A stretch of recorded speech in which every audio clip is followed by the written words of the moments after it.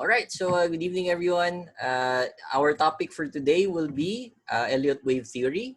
So this is going to be a very interesting topic for everyone because this is about market structure. So kung mapapansin nyo, majority of the things that we've discussed previously are more on techniques on how to enter the market, how to exit the market, diba, yung mga breaks, bounces, Fibonacci, a trend. We talked about all of those things in the past series, no?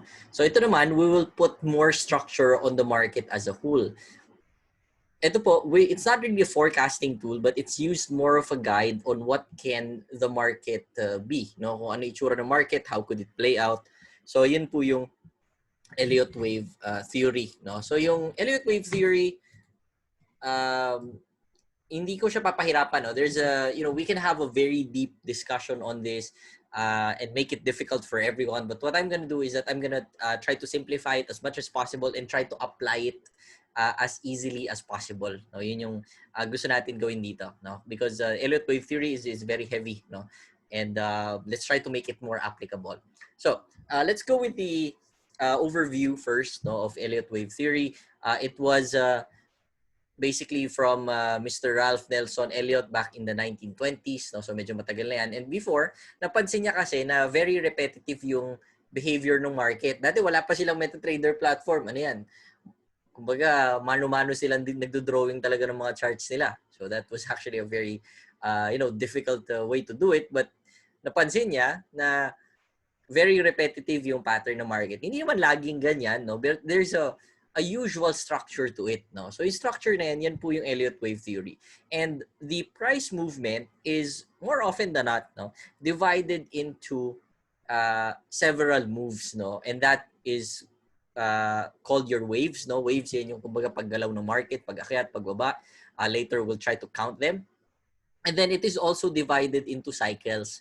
So yung cycles po na yan, may mga formal names yan, no? Super cycle, yung normal, no? Maraming ganun. I don't actually memorize all of those. But the essence of it is that meron kang malaking mahaba ang Elliot wave theory, no? So the market normally moves this way in a couple of years, no, in a couple of months, in a couple of weeks, no. So kumbaga, it's found in multiple time frames. Now, as mentioned earlier, no, the Elliot wave theory gives you a structure of the market, no. It's used as a guide, no, for market structure para alam natin kung nasaan ba probably yung market ngayon, and we can look for opportunities to trade in favor of the market structure, no? So kung pansin natin, based on the Elliot wave theory, mukhang tutuloy pa yung market paakyat, then maybe we can look for some trades going to the top side. So kumbaga, binibigyan tayo ng better idea kung saan tayo po position sa market. It does not give you precise entries in the market. Rather, it gives you a good guide kung saan ka dapat magte-trade papunta. Okay? So, yung Elliot wave natin, if you notice, it's divided into a couple of waves. No, makikita nyo po dito, 1, 2, 3, 4, 5. And then meron kang A, B, and C. Yung 1, 2, 3, 4, 5 na yan, yan yung kumbaga parang main movement ng ating cycle. No? So this whole thing is called a cycle. No? So yung 1, 2, 3, 4, 5, A, B, C na yan, it's one whole cycle. Okay? So, yung 1, 2, 3, 4, 5 na yan, generally it moves in one direction as a whole, and we call those our motive waves. No? Yung motive waves natin, there are 5 of them. Initially, no, there's 5 of them. 1, 2, 3, 4, and 5. Yung 1, 3, and 5 are basically impulse movements that follow the trend. So, kumbaga kung paakyat talaga yung market, yung 1, 3, and 5 na yan, lahat yan paakyat. Now, 2 and 4 are retracements sa market. No? So, ang tawag doon ay corrective movements. So you have your impulse movements and then you have your corrective movements. Okay? So, yan po yung ating, no? 1, 2, 3, 4, and then 5. Now, ito yung rules natin for our motive waves. Okay? Naan po natin to, kasi ito, unbreakable tong rules na to. These are the rules that we need to follow whenever we're using Elliot wave. No? Yung number, ayan, so 1, 2, 3, 4, and 5. Now, yung wave 2 natin cannot retrace more than 100% of wave 1. Ibig sabihin po that, let's say you've completed your movement here of wave 1 already, tapos bumaba na yung market, no? It's showing you a little bit of a retrace. Yung retracement niya, hindi na po dapat aabot yan below wave 1. So, kailangan hindi niya mababasag yung low mo dyan. Alright? If it breaks that, then it is no longer following the structure. So, kumbaga, magre-reset ka ng count mo. But if it holds, no, yung low natin, hindi binasag nung retracement ng wave 2, then it's still okay. No? Intact pa rin yung trade natin. Now, if you're using Fibonacci retracements, more often than not, you will find yung ating wave 2 at 61% Fibonacci retracement. Madalas, no? It's usually found there. Right? Not always, but usually it is. Now, next naman is that wave 3 cannot be the shortest among the 3 impulse moves. So pag binilang mo itong 1, itong 3, at saka itong 5, dapat yung 3 natin should not be the shortest. No? It does not necessarily have to be the longest, but it cannot be the shortest. No? So in this case, ang shortest wave natin is wave 5, no, in this example. Alright? Now, wave 4 cannot overlap with wave 1. So hindi pwedeng mag-dip down si wave 4 at abutan yung top ni wave 1, no? So it cannot overlap with it. Madalas tumatama, no? Bounce just right on the top. Kumbaga parang ginagamit to na old resistance na magiging bagong support. Sometimes that happens, no? But more often than not, it cannot overlap, no? Hindi siya pwedeng lumalim below that. All right? So those are your 3 rules sa ating Elliot wave. So tandaan niyo 3 rules na yan, ha? Number 1, wave 2 cannot retrace more than wave 1. Wave 3 cannot be the shortest among the 3 impulse waves. And wave 4 cannot overlap with wave 1 natin. Okay?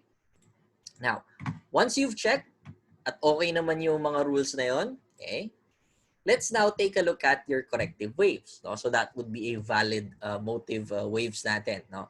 Now, I forgot to mention that in the market, there are instances called wave extensions. Kumbaga minsan more than 5 pa yan. No? Umaabot ng 8. No? Nagkakaroon siya ng mga extra motive waves. But for now, we're not gonna go deep into that. No? Kasi medyo magulo yun. And sometimes if we're not very trained in Elliot waves, things become very subjective, no, yung pag-interpret natin sa charts. So as much as possible, we're gonna keep it simple for now. Let's stick to 5 waves na lang, no, for the motive waves. Now for the corrective waves, ito naman po, as a whole, it is moving against, no, or could be sidewards, no, doon sa ating motive waves. So yung corrective waves, dito medyo nagpapahinga yung market, no, and they are labeled as A, B, and C. So yung corrective waves natin, A, B, and C. And as a whole, no, they go against the trend or kumbaga sidewards lang, nagre-range yung market ng konti. Alright? So those are 3 moves, A, B, and C. Now, if you take a look at them, you know, all together, it becomes a whole cycle. No? So meron ka ditong 1, 2, 3, 4, and then 5. So all of those are your motive waves. And then, meron ka ngayon yung corrective waves mo, A, B, and C. So, combined, they are a total of 8 waves, no? And that it's broken down into a 5-3 structure, no? Yan yung kumbaga parang it's also very well known as called the 5-3 structure. Now, as a whole, they make up a whole cycle. Ito po yung na-mention ko sa inyo that your Elliot wave structure can actually be found in multiple time frames, no? So let's say that this is your structure right here, and let's say this is an H4 chart or a D1 chart. Kung mapapansin niyo po, each individual wave that you see is actually comprised of a whole new 5-3 Elliot wave structure. Ulitin ko itong impulse move natin ng 1 na to, if you break it down, no, kung mag-zoom in ka dyan, no, you go to a lower time frame, you would notice that it is also, more often than not, no, a whole structure on its own. Makakita ka din ng 1, 2, 3, 4, 5 at ABC dyan sa loob lang ng first impulse wave mo. So that's the reason why you can actually locate it in multiple time frames. So pwede mo makita to as 1, no, 2, 3, 4, no, and then 5. Tapos meron kang ABC. So you have, you know, you can actually break this down into smaller structures. Okay? So yan po yung ibig sabihin ko dito that each individual wave is actually made up of a smaller cycle. And this whole cycle here is actually just a small part of a bigger cycle. So yun yung Yun yung ating Elliot waves. Alright? Is everything clear so far? Malinaw ba? I'm going a little bit faster. Wala masyadong nagtatanong. Okay? So, now let's try to identify it on our charts. Tapos mamaya subukan natin i-apply, no? And we're gonna try to have a couple of strategies and try to integrate yung ating Elliott wave dun sa ating strategies, no? Kasi yun yung purpose natin ngayon. You already have a lot of strategies under your belt, no, based on our previous webinars. And what we're gonna do is that we're just gonna augment your strategies, make it better with our Elliott wave theory. All right. So far, wala pa naman, no? Malinaw. That's good. Okay. So, any charts that you guys want to check out para yun yung gagamitin po nating example.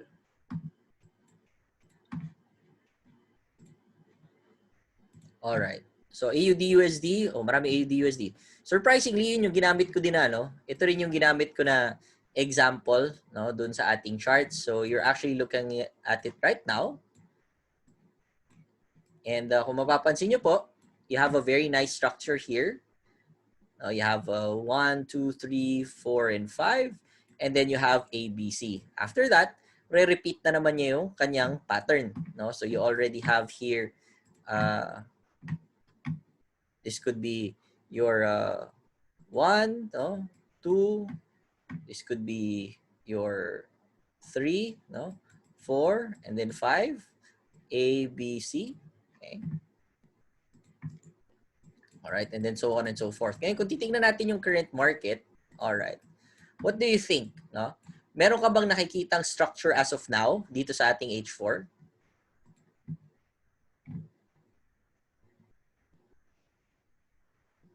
One good trick, no, with Elliott waves is that kung sa tingin mo hindi siya nag-a-apply, kung sa tingin mong pilit, you don't need to force it, no? So sa tingin nyo, dito sa ating current structure ngayon, are you seeing any particular 1, 2, 3, 4, 5 or ABC? Current market ngayon? Not so much, no? Tama. So kung mapapansin nyo, there's no particular 1, 2, 3, 4, 5 structure, no? As of the moment, no? Meron, pero kumbaga hindi siya nag-a-apply. Bakit, no? If we were able to break this down, maybe some of you might be looking at this, no? Sir, hindi ba pwedeng to? Can this be number 1, no? Itong area na to. This is number 2. Okay? This is number 3. This is number 4. This is number 5. And this is, let's say, A, no? B, and then C. Sir, hindi ba pwedeng ganyan? If we go back to the rules, kung mapapansin nyo, balik tayo dun sa mga rules natin, no? One rule was broken. Tama po, no? May nag-mention dito, may overlap. So you can see that 4 and 1 should never overlap. Hindi po pwede yan. Alright. So, Coach, question, can we use this Elliott wave theory in a reversal or in a bear market? In a bear market, oo, paakyat or pababa. As long as it's moving, yes, no, you can use that as you can use your Elliott wave theories there. For reversals, yes, makakita po kayo madalas ng mga divergence whenever you find yung ating 5, no? From 4 to 5, or rather, yung top ng 3 at saka yung top ng 5, madalas makakita po kayo ng divergence doon, which might signal a reversal. So, yung mismong corrective wave na ABC, pwede mo kunin yun as a counter trend, if you like. Okay, what's the best time for Elliott wave theory? Wala po, no? You can actually use this for any particular time frame. It works on all. Kaya po nilagay ko talaga to as part of our webinar so that you can integrate this to your strategy. Even though you're trading short term, medium term, long term, magagamit mo siya. All right. So, may mga ibang suggestions, EURUSD. Let's try it out. Okay, let's also check different time frames, no? Ito may AUDJPY din. Sige, subukan natin yun mamaya, no? All right. So, looking at EURUSD, if you notice, it's pretty much similar, no, to our AUDUSD. But looking at the D1 chart, we might actually be seeing a particular bigger structure. Okay? So, meron po tayo ditong pwedeng makita, no? You have here your this could be 1, this could be 2, right? This could be 3 right here. Okay. So ngayon, hinihintay natin si 4, no? Probably, it might range a little bit. Tapos magkakaroon ka pa ng tutuloy market, which will give you 5. Okay. So kung mapapansin nyo ngayon, now looking at it, no, on your EURUSD chart, on the daily chart, given na ito yung structure na sinusunod natin ngayon, paano tayo pupwesto sa market? No? So currently, you know where you are right now in the market. Alam mo na nasa 4 ka ngayon. Okay? You know that the market is generally going up. However, you are currently inside a corrective movement. No? Okay? You are currently in a corrective wave. Nasa 4 tayo ngayon. So do we expect the market to go up anytime soon? Baka hindi pa. The market may consolidate sidewards. It may go down a little bit, no? Definitely, we don't want the market to overlap here. Pag nag-overlap yan, edi invalid na yung structure natin. But we do know that if we buy now, it might not be a good idea looking at it at a long-term basis. Kasi nasa corrective wave tayo. Okay? Pwede yang bumaba pa ng konti before it goes up. Okay? And as mentioned earlier, no, more often than not, hindi naman lagi, but more often than not, yung ating 3 to 4 gives you around a 38 Fibonacci retracement dito banda madalas. Okay? Okay, so pwede mo dyan abangan if you're looking for opportunities to buy. Now, something that I forgot to mention as well, no, ito din po, madalas na nangyayari ito sa market, kapag yung mga corrective waves po natin, no, if your first corrective wave is a little bit sidewards, no, kung medyo sidewards lang yung first corrective wave mo, yung second corrective wave mo, madalas mas malalim yan. Vice versa. Kapag yung first corrective wave mo malalim, yung second corrective wave mo, madalas ano lang yan, shallow lang. Okay. Alright? So just a few more things with regards to Elliot waves. So ngayon nakikita nyo medyo hindi ganun kalalim yung una natin. We might actually see a little bit of depth for number 4. Okay? All right. Okay ba? Malinaw so far? Let me just check if we have some questions. Can we use zigzag indicator to identify such levels? Yes, you can. Pero hindi ganun kalinaw minsan yung zigzag indicator, no, with regards to Elliot waves. Pero pwede, no? Pwede. So you mean pag lumagpas yung candle sa top ng wave 3, indication ng Elliot wave pattern na yan? Yes, no? And probably kapag na-break pa niya yung top, you're already at wave 5. Pang 5th wave na yun. And after the 5th wave, you would expect that the market will correct at a bigger scale. Magkakaroon ka na ng corrective waves natin, na ABC.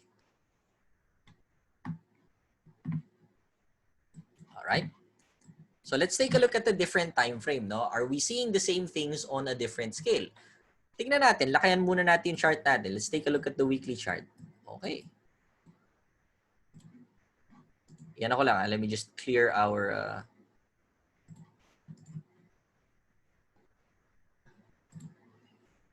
Ang dami pala laman ng charts. Saglit Alright. So we have a cleaner chart now. Okay. Excuse me. So looking at it on a weekly scale, tingnan natin, medyo lakayan natin yung market. Kung mapapansin nyo, we're not seeing anything in particular right now. No? Kasi medyo hindi masyadong malinis yung ating chart. No? But yung current movement ng market ngayon, it can be, no? Diba? This one, going up here. Ito, gumababa. No? The market may continue to go up there. So, kung titingnan mo, this can be 1. This can be 2. Sa ngayon, we are in the middle of our third wave. If we're going to start our one with this one. So looking at the weekly chart, malaki pa ba yung prospect na umakyat ng euro? Yeah, may possibility pa siya. Pero syempre, this is a weekly chart. It would take a very long time. No? If you go down to a lower time frame, looking at H1, tingnan natin. No? Okay, looking at H1 right now, what can we see? Wala masyado, no? Nothing much. It's kind of hard to read it, to be honest, as of the moment. But we can assume that this is your first wave, no? Ito yung impulse wave natin. Right now, we are in the middle of wave 2, no? Medyo papunta na siya sa wave 3. Okay. Kung titingnan natin yung Fibonacci, again, normally it falls around 61. So medyo malapit na rin naman yung binagsak niya recently. And the market may continue to go upwards to complete yung kanyang wave 3. Okay. So if you have a particular strategy right now, more on, hinahanap mo dapat are bullish patterns, no? So kung ginagamit niyo yung napag-aralan natin last session, which are simple trend changes, no, in Fibonacci, lagay tayo ng zigzag indicator to make it a little bit better. Okay, let's try to apply some things that we learned in the past webinars. O yan, makikita niyo po, no? So right now, the market is a little bit, no, not cleanly, but it's almost trending upward. So you have a low, high, higher low. Ito hindi ko na masyadong kinonsider kasi medyo maliit lang, no? This is a higher low. As soon as it breaks this is your higher high. Right? So pagdating dyan, you can look for opportunities to buy. If it breaks your recent high, pwede yan. If you're looking for some Fibonacci retracements before, medyo naiwanan ka na, no? Makiat na yung market. Alright. Question sa wave rule. If yung wave 3 nag-overlap with wave 1, matik ba na si wave 3 bago mo mag-start starting point ng pattern? Wait, let's go back to the rules, no? Para maano natin. We can visualize it a little better. So wave 3 cannot be the shortest among the impulse moves. So si wave 3, hindi naman yan, well, mag-overlap siya talaga, no? Madalas with wave 1. Kasi looking at wave 1, ito yan. Tapos kung makikita mo yung wave 3, mag-overlap siya talaga because of wave 2.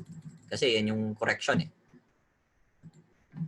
Okay, if it's wave 4, let's say nag-overlap si wave 4, no? So kumbaga hindi na, no, invalidated na. Oo, maghahanap the question here is automatic ba na si wave 3 ang starting point mo ng bagong pattern? Yes, no? That's a good question, and yes, it's possible na si wave 3 magiging yun na yung wave 1 ulit, no? So mare-reduce siya to 1 and that would be again a new starting point for you. Yes, no? You could do that. Thanks for that question. All right. So going back, no?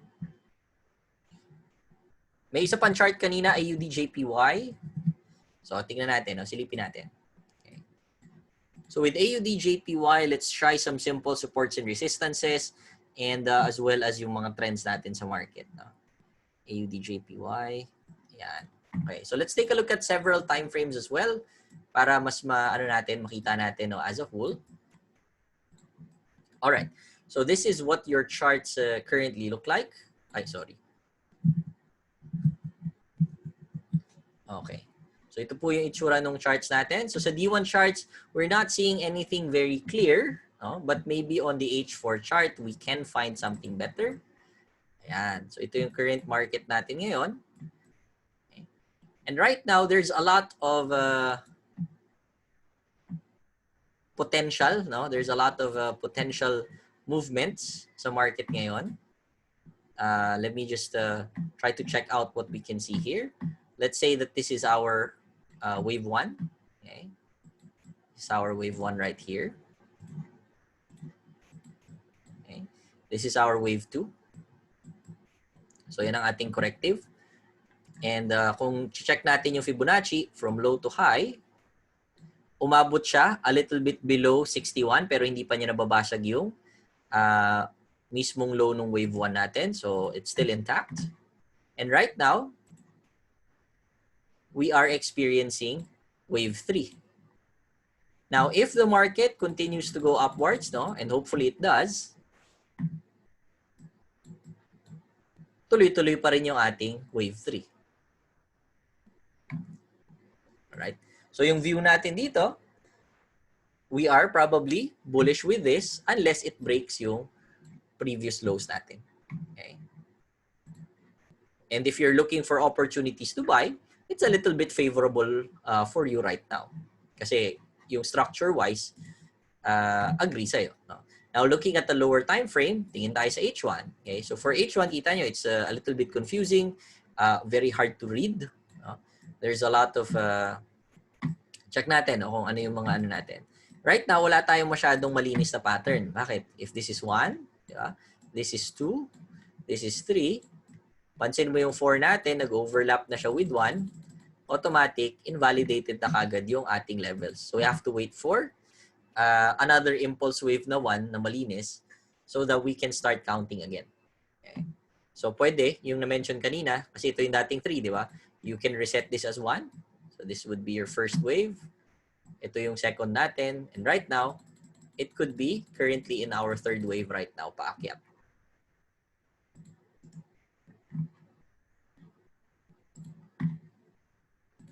All right. You can use a trend line. Yeah. Oh, actually, if you go to the H4 chart, makikita nyo na medyo malinis yung trend line dyan. Yeah. All right. There you go. So you have a very nice looking trend line for this chart. And we'll see kung ano mangyayari dito sa market na to. Kasi it's forming some sort of a triangle. Okay.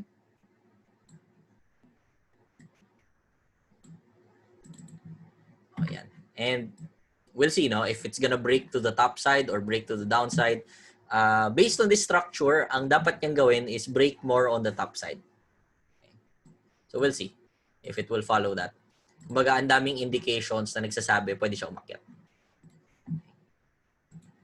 Alright? So, nakita niyo na how we were able to combine our other strategies together with yung Elliot wave theory natin. Kung mapansin nyo, your Elliot wave theory, it does not give you precise entries in the market. No? Rather, it can give you an idea on where you are right now in the market. And I believe that is very important kasi madalas sa mga strategies natin, they are trend following, you have supports and resistances, there are areas where you want to buy or sell. But it does not give you an idea where you actually are right now in the market. Yun po yung nabibigay ng Elliot wave. So it would be very helpful if you actually apply this on your strategies as well. And if you can combine this with fundamental analysis, you have your biases, you have your sentiment analysis as well, mas gaganda yung ating pagbasa ng market. No? Hindi tayo nawawala na, hala, saan ba papunta yung market ngayon? Ba't biglang bumabaliktad yan? No? So yung mga tipong gano'n. Alright? So, I guess that's pretty much it. No? It's a relatively short webinar, no? Pero hopefully magamit po natin yan dyan. By the way, I forgot a couple of final notes. No? Wave extensions make it difficult to do wave counting. No? Meron pa pong tinatawag na wave extensions yan. And to be honest, it's a little bit difficult, no? Kapag hindi pa natin nakukuha yung basic ng Elliot waves. Okay? So I suggest na kapag nagkaroon ng extensions, reset ka na lang ng count. No? Just keep it simple again. Number 2, yung market structure, no? It serves as a guide rather than a forecasting tool. And number 3, it cannot be a strategy on its own. So dapat meron na tayong existing strategies and we just augment our strategies with our Elliot wave theory. All right? So I guess that's pretty much it. Any questions before we end our session tonight? All right, wala naman.